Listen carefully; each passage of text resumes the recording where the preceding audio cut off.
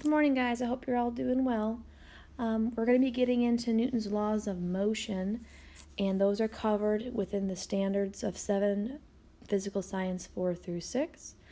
Now, before we get into that, though, we're going to be talking about motion itself, so I thought it'd be best if we know how to calculate speed, how to calculate distance, as well as time given the formula. And then once we wrap that up, we're going to go into how to represent that within a graph as well as how to interpret it. And then we'll dive deep into the actual laws themselves. Now, when people talk about speed, they typically think of how fast something is going or like the speed limit. So immediately they typically think of cars. Other people may think of races. And if I asked you, it's just a simple question like which of these runners are the fastest, you probably are not going to tell me it's the Hulk. And you're probably not going to tell me that it's Spider-Man. He's right here. You're probably going to say it's this guy up front. I'm not sure who he's trying to be. I think it might be Doctor Strange based on the little medallion. Not sure, but we'll go with Mr. Strange. Point is, you're going to tell me he is going to be the fastest because he's in the front. So if we're talking about a race, there's got to be some sort of start. So in this picture here, they're going to start here, and they're going to travel all the way through here, and then the person in the front, which, like Doctor Strange, the person in the front that gets across that border first is the fastest. They have the quickest speed. So if we're going from start to end, he has to have traveled something. So if I were to start here and go through the whole blue line, you would tell me he went this many miles or this many kilometers, or it's going to be some sort of distance. If I said you're going to have to run the mile, all of you would groan, and the quickest person who would run the mile would be the first one to finish it, and they could sit down at the end. If I said you're going to have to run this race, you'd probably look at me like I was nuts, and you wouldn't even try. I'm not sure how far this one is, but based on the map, it's very far. So the point is, one of the variables we're going to have to look at for calculating speed is going to be some sort of distance, which we will mark as D. Okay? The other part, you got to think. So they travel this distance, what else has to go by? Even as I'm sitting here and you're sitting and thinking, you might say that I'm wasting blank because you'd rather work on your homework and get it done. I'm wasting time for you. Okay, so the amount of time it takes for the person to travel this distance is going to help you calculate the speed. So there is some sort of distance and there is some sort of time that goes by. The first person who can travel the whole distance in the shortest amount of time is going to be the fastest individual. The longer the time is, the slower they will be. So if we're going to calculate the speed, there has to be something that we do with the distance and the time. Now I could just give you the formula, but I'd rather you actually understand it. So let's pretend the speed limit's 30, okay? If you're going 30 miles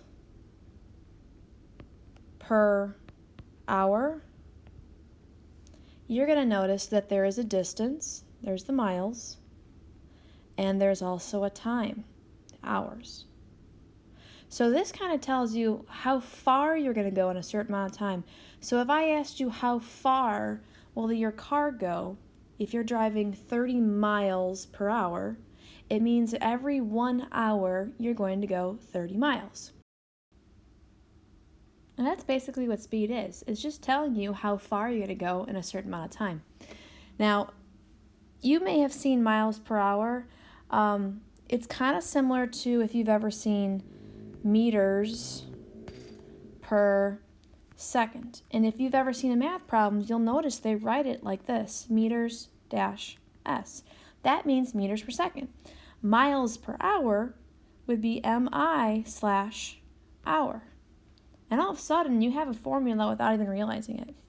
This is not only a unit of speed, miles per hour, but it's also a formula. So from the last slide, we saw that the unit for speed actually is the formula. So if you were in a car and you're going 30 miles per hour, And let's just look at its unit. It tells you how to calculate speed. Speed equals the amount of miles you go for every hour. But you might not always be doing miles, and you may not always be doing hours. In the other example I gave, you could be doing meters per second. So the real question is what do miles and meters have in common? They're both technically something you can travel. It's like a distance. So the distance is going to go on top, whereas hours and seconds, they're both an interval of time. So here's our formula. Speed equals distance divided by time. And you're going to find that this is very similar to something you're doing in math, and you'll start seeing that connection when we start getting more into graphs. Now, what I'd like us to do right now is actually use some time to actually calculate speed, if you're given the distance and the time. And eventually I'd like you to be able to find the distance if I give you the speed and the time instead. So basically it's going to turn into a one-step math problem, and when I put it in a form that might jog your memory, you're going to think this is super easy. Alright, so here's the formula that we now have. The speed at which you travel is the same thing as the distance you travel divided by how long it takes you to go. So that's how you calculate your speed. Now, I'm going to rewrite this equation a little bit to make it look more familiar to you, and it'll make all your homework a lot easier. Okay? So Mr. Bright's been using the word rate, the rate at which they move, okay? Especially when you've been doing slope and graphs. So instead of me saying speed, I'm going to say rate because I know you're a lot more familiar with it, and it means the same thing. So we're going to stay with the rate at which you go is the same thing as the distance divided by time. It's the same formula. Now, some of you freak out when you see fractions, so let's make this formula a little easier so it's more like a one-step math problem and it doesn't confuse you. So the one way to get rid of the fraction is to multiply both sides by the denominator. All right, when you do that, it's going to cancel out the bottoms. So you're left with a d equals r times t. So here's the reason we did this. It's still the speed formula or the rate formula, but now instead of having a division sign, you just have a multiplication sign. So you're either going to be multiplying or dividing to find your answer, and it should be a lot more familiar now because it's in that one-step math equation form. The other reason we did this is look at DRT. What does that sound like? Dirt. Okay, when you run around and you're running a race, you get really dirty. All right, the speed formula is dirt. Distance equals rate times time. So we're going to keep on using that for your homework. I'm going to do one problem with you, and then I'm going to upload a speed, distance, and time worksheet for you to work on. There's only going to be a few problems.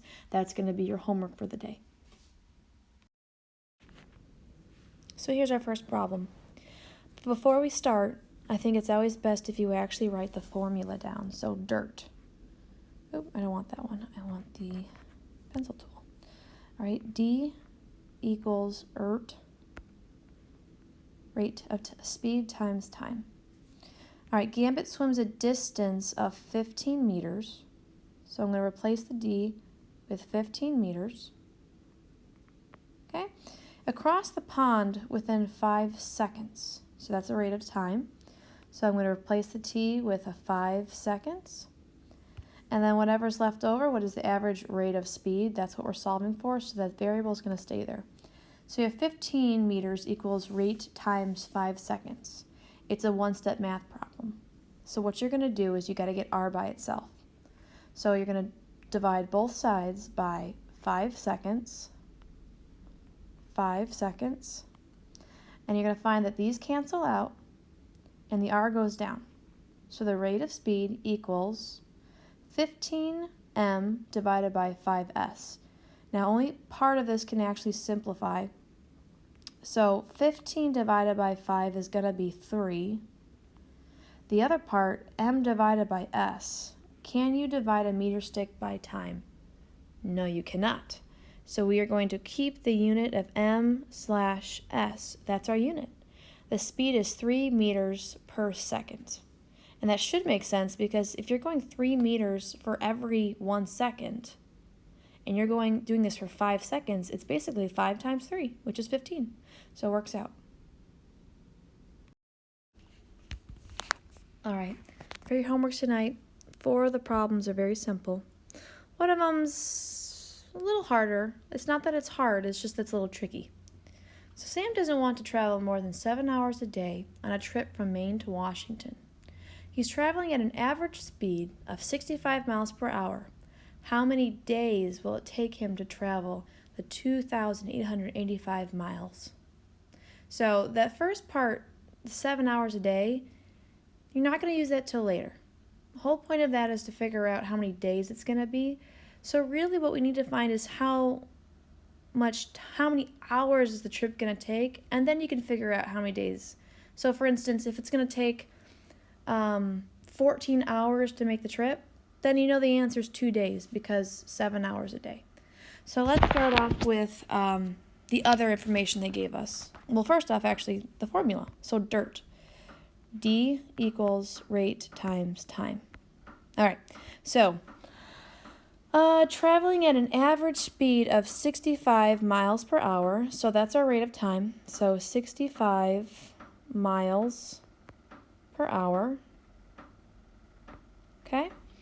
How many days will it take him to travel the 2,885 miles? That's going to be a distance. So 2,885 miles.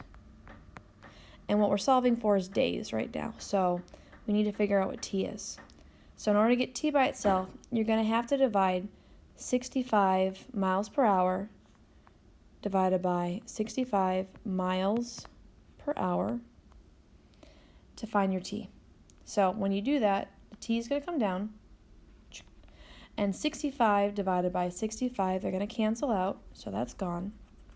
So 2,885 miles divided by 65 miles per hour. First off, I already know that the miles and miles are going to cross off because miles is on the top, miles at the bottom, which means that the hour needs to come down, so our units are going to be in hours. Okay, we just need to simplify the number portion. When you do that, you should get about 44.38. So we'll round down to the nearest whole number, so 44 hours. The whole trip will take 44 hours. So next question is, how many days is this trip going to take if they only want to travel 7 hours a day? I'm going to go to the next page so that there's more room to type. So there's 44 hours for the entire trip, and you don't want to spend more than 7 hours per day. So that means if we divide this number by 7, we'll be able to figure out how many days it's going to take. So 44 divided by 7 equals 6.285. So 6.285. So we're talking about days, 6.28. So is it 6 days or is it 7 days? I'll go ahead and say it's 7 days. So the answer to this problem would be 7 days. Because it's going to be more than 6, so I might as well just go up to 7. All right, I have attached, there are 5 math problems for you to do. You're going to submit that to this Google Classroom. And that will complete your science e-learning for the day. And enjoy the rest of it. Let me know if you have any questions.